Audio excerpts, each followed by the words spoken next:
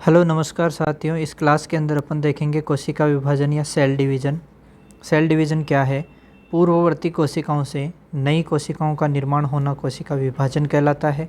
कोशिका विभाजन के कारण ही एक कोशिकीय युग्मनज यानी कि जाइगोट जो होता है उससे पूरे शरीर का क्या होता है, निर्माण होता है। शारीरिक वृद्धि, टूट फूट, मरम्मत, घावों का भरना, जनन कोशिकाओं का निर्माण कोशिका विभाजन की ही देन है। सेल डिवीज़न को अपन दो चरण के अंदर बांट सकते हैं। एक तो होता है कैरियोकाइनेसिस, एक होता है साइटोकाइनेसिस। कैरियोकाइनेसिस मतलब केंद्रक का विभाजन और साइटोकाइनेसिस मतलब उसमें कोशिका द्रव्य का विभाजन। कैरियोकाइनेसिस में अपन 5 अवस्थाएं शामिल करते हैं, जिनमें इंटरफेज यानी अंतरावस्था, प्रोफेज, मेटाफेज, एनाफेज और टीलोफेज। लेकिन अभी वर्तमान में कोशिका विभाजन के स्थान पर कोशिका चक्र यानी कि सेल साइकिल शब्द है, ये ज़्यादा यूज करते हैं।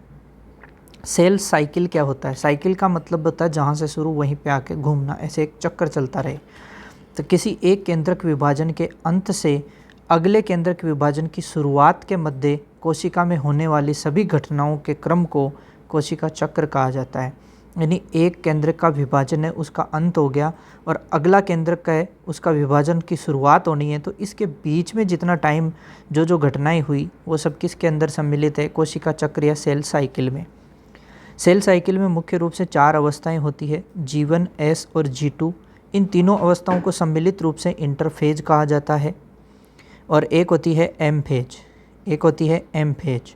एम फेज के अंदर अलग अलग फेज है, जैसे कि प्रोफेज है, मेटाफेज है, एनाफेज है और टीलोफेज है। प्रोफेज, मेटाफेज, प्रोफेज को कहते हैं प्रावस्था, मेटाफेज को कहते हैं मध्यावस्था, एनाफेज को पश्चावस्था और टीलोफेज को अंतावस्था। ठीक है। और इनके अलावा एम फेज के अंदर एक साइटोकाइनेसिस भी मिलती है। इंटरफेज और ये 4 जो है इनको मिलाकर के अपन केंद्रक विभाजन कह देते हैं। और साइटोकाइनेसिस मतलब कोशिका द्रव्य का जो विभाजन। कोशिका विभाजन 2 प्रकार से, एक तो समसूत्री विभाजन जिसे माइटोसिस कह देंगे, दूसरा अर्धसूत्री विभाजन जिसे मियोसिस कह देंगे। ठीक है। इसके अलावा अगर अपन बात करें नेक्स्ट, तो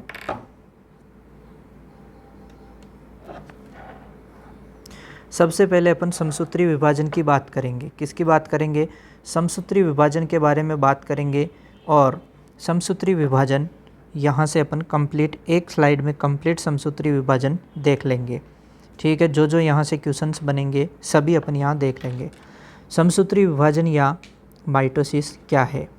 तो इसमें क्या होता है, एक मातृ कोशिका विभाजित होकर के 2 पुत्री कोशिकाओं का निर्माण करती है। समसूत्री विभाजन में पुत्री कोशिकाओं में गुणसूत्रों की संख्या मातृ कोशिकाओं में गुणसूत्रों की संख्या की क्या होती है, एक समान रहती है। और समसूत्री विभाजन कायिक कोशिकाओं में होता है। ये थोड़ी सी खास बात की, ये कौन सी कोशिकाओं में होता है? कायिक कोशिकाओं में होता है। कई बार ऐसे सिंपल से क्वेश्चन बन जाते हैं। यहाँ से 5 अवस्थाएं हैं, उनके बारे में बात करते हैं। सबसे पहले इंटरफेज। इंटरफेज जो अवस्था है ये सबसे लंबी अवस्था होती है। ठीक है। इसके अलावा बात करें तो इसके अंदर क्या होता है, केंद्रक में क्रोमेटिन जालिका क्या होती है, उपस्थित होती है। केंद्रक में क्रोमेटिन जालिका क्या होती है, उपस्थित होती है। तारकाय का विभाजन होता है। और इंटरफेज में 3 अवस्थाएं शामिल करते हैं। एक आपके हो गई G1, एक आपके हो गई S और एक आपके हो गई G2। G1 को फर्स्ट गैप फेज और फर्स्ट ग्रोथ फेज कहते हैं, S को सिंथेटिक फेज कहते हैं और G2 को सेकंड गैप फेज या सेकंड ग्रोथ फेज कह देते हैं। G1 है शांत अवस्था है, जिसमें कोशिका अपने निर्धारित कार्य करती है और सभी प्रकार के RNA, रेगुलेटरी प्रोटीन एवं DNA द्विगुणन हेतु आवश्यक एंजाइमों का संश्लेषण होता है। ध्यान रहे, DNA का द्विगुणन नहीं होता है, सिर्फ आवश्यक एंजाइमों का संश्लेषण होता है। ऐसी कोशिकाएं जिनमें आगे विभाजन नहीं होना हो वे हमेशा G1 अवस्था में ही रहती है और इस स्थिति में इसे G0 अवस्था, शांत अवस्था कहते हैं। ठीक है। तो ये थोड़ा अपने को ध्यान रखना है, इसे क्या कहेंगे, G0 अवस्था में कहेंगे। आगे विभाजन नहीं होता है, वो G1 अवस्था में रहती है और ऐसी G1 अवस्था को क्या कहते हैं, G0 अवस्था कहते हैं। अब नेक्स्ट बात करते हैं प्रोफेज की।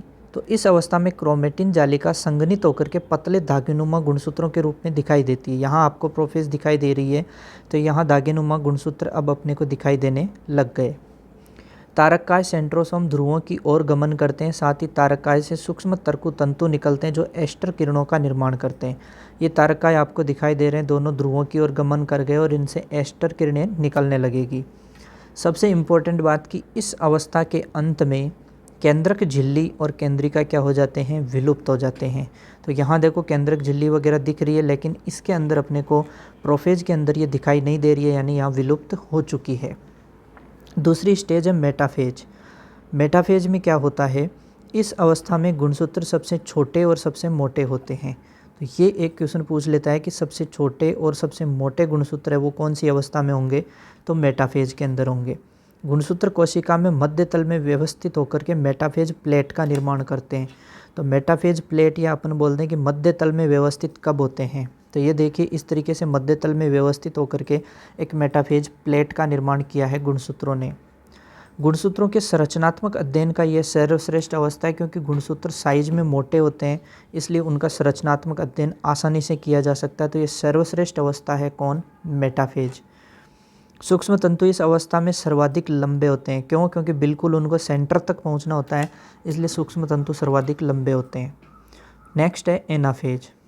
इस अवस्था में सेंट्रोमियर का विभाजन होता है, जिसके कारण सिस्टर क्रोमेटिड एक दूसरे से अलग हो जाते हैं। तो ये देखिए सिस्टर क्रोमेटिड एक दूसरे से क्या हो गए, अलग अलग हो गए। तो ये सिस्टर क्रोमेटिड और ये जैसे सिस्टर क्रोमेटिड दोनों अलग अलग हो गए। जैसे ये एक क्रोमेटिड है, ये क्रोमेटिड है, सब अलग अलग हो गए अपने सिस्टर क्रोमेटिड।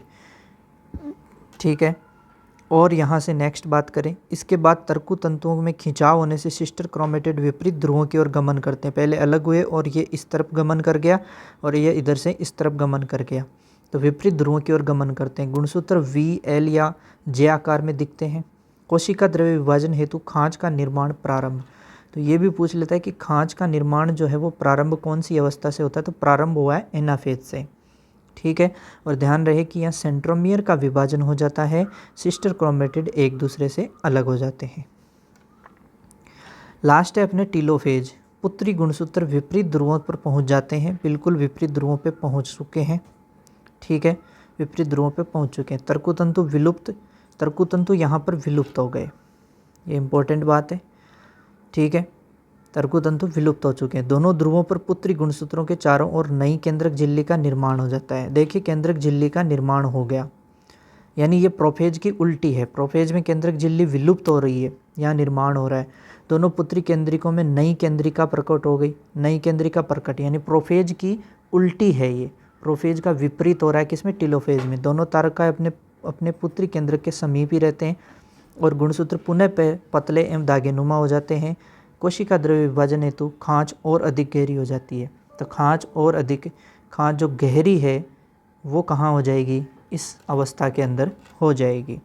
तो ये यहाँ इम्पोर्टेंट क्वेश्चन जो बनते हैं वो ये है कि सबसे पहले तो कायिक कोशिकाओं में होता है, फिर इंटरफेस सबसे लंबी हो गई, फिर यहाँ से बात करें अपन एस और G2 अवस्था। तो यहाँ से क्वेश्चन बनता है कि DNA का द्विगुणन कहाँ होता है, तो एस फेज में होता है।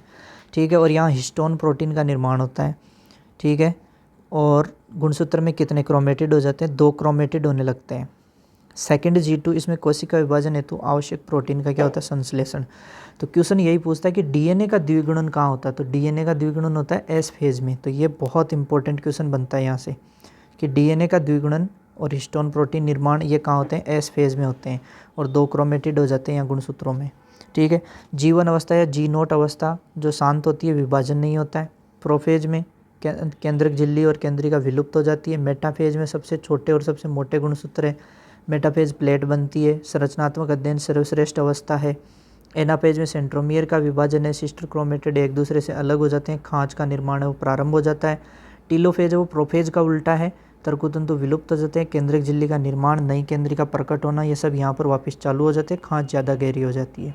ठीक है, अब इसी के साथ में अपन नेक्स्ट बात करते हैं। नेक्स्ट कोशिका द्रव्य विभाजन। यहाँ से समसूत्री विभाजन कंप्लीट हो चुका है और समसूत्री विभाजन का कोशिका द्रव्य विभाजन अपन देखेंगे कि कोशिका द्रव्य विभाजन साइटोकाइनेसिस में क्या होता है। तो टीलोफेज अवस्था के अंत में मातृ कोशिका मध्य में बनी खांच द्वारा 2 भागों में विभक्त होकर 2 पुत्री कोशिकाओं में बढ़ जाती है तथा इसी के साथ कोशिका विभाजन की प्रक्रिया क्या हो जाती है, पूर्ण हो जाती है। तो यहाँ से बीच में से विभाजन हो गया और 2 पुत्री कोशिकाओं में बट गई और कोशिका विभाजन जो है, ये समसूत्री विभाजन है, वो कंप्लीट हो जाता है। Thank you so much.